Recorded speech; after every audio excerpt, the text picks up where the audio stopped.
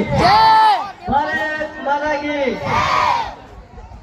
आज 15 अगस्त के अवसर पर गांव से पधारे अतिथि गणों को स्वतंत्रता दिवस की हार्दिक बधाई अभिनंदन करता हूं।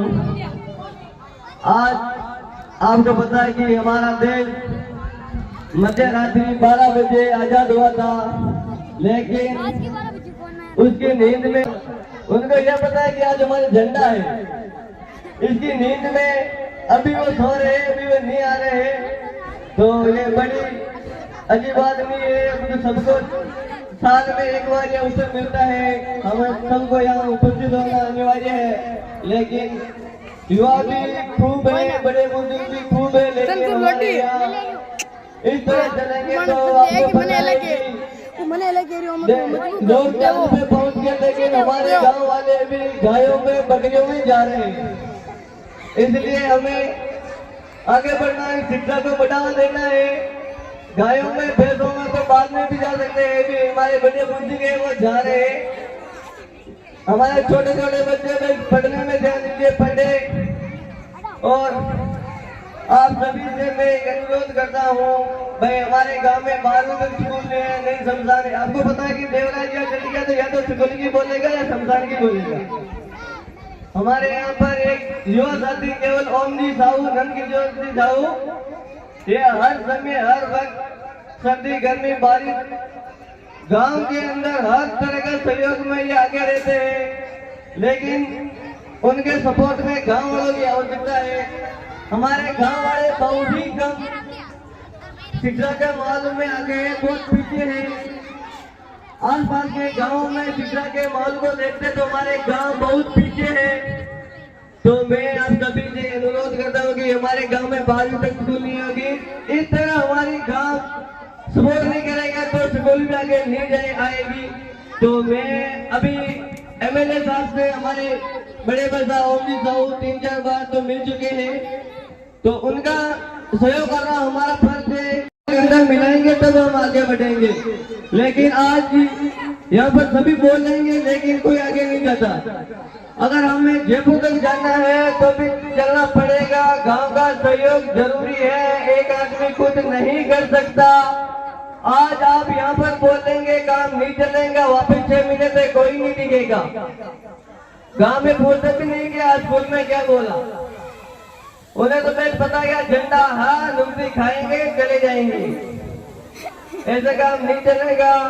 अभी हमारे यहाँ पर भी हमारी बड़ी उम्र में सांस हुई थी, जब शमशान घाट नहीं है तो गांव बाहर से मेहमान आते जो हमें गाड़ियां निकालते, सबसे पहले सरपंच को गाड़ियां निकालते हैं, फिर बाद में हमारे गांव वाले को गाड़ियां निकालते।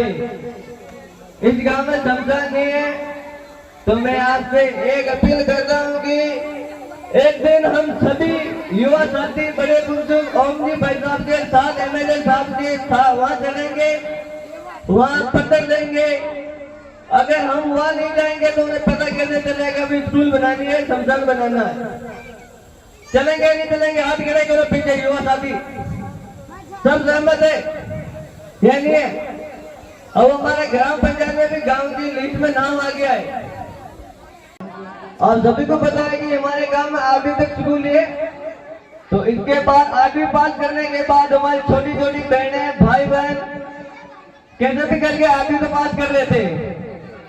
लेकिन जो हमारे छोटी छोटी बहनें हैं, 8वीं पास करने के बाद इन्हें आगे बढ़ने की बहुत कठिनाइयों का सामना करना पड़ता है। हमारे गांव में स्कूल नहीं है, दूसरे गांव में कोई भेजना चाहता नहीं, अकेली लड़कियों को कोई भेजना नहीं चाहता। आपको पता है कि हमारे आसपास के माहौल को सुनकर कोई अकेले नहीं भेजना चाहता है। मैं बोला स्कूल से पढ़ा हुआ हूँ, वहाँ पर जब थोड़ा गुजर हत्याकांड हुआ था, उस माहौल को देखकर हमारे गांव वाले कोई उनकी लड़कियों का अकेला भेजना नहीं चाहता। अगर हमारे गांव में 12वीं तक स्कूल होती तो सभी यहाँ पढ़ती और आगे बढ़ती।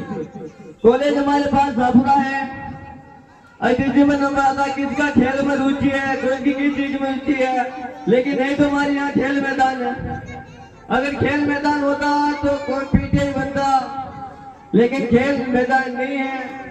तो मैं समस्त गांव वासियों से एक अपील करता हूँ ओम जी भाई साहब का साथ दीजिए और एमएलए साहब के पास जाइए, पत्र दीजिए और गांव को शिक्षा के मार्ग में आगे बढ़ाने का प्रयास करें। वैसे हमारा गांव शिक्षा में बहुत पीछे है।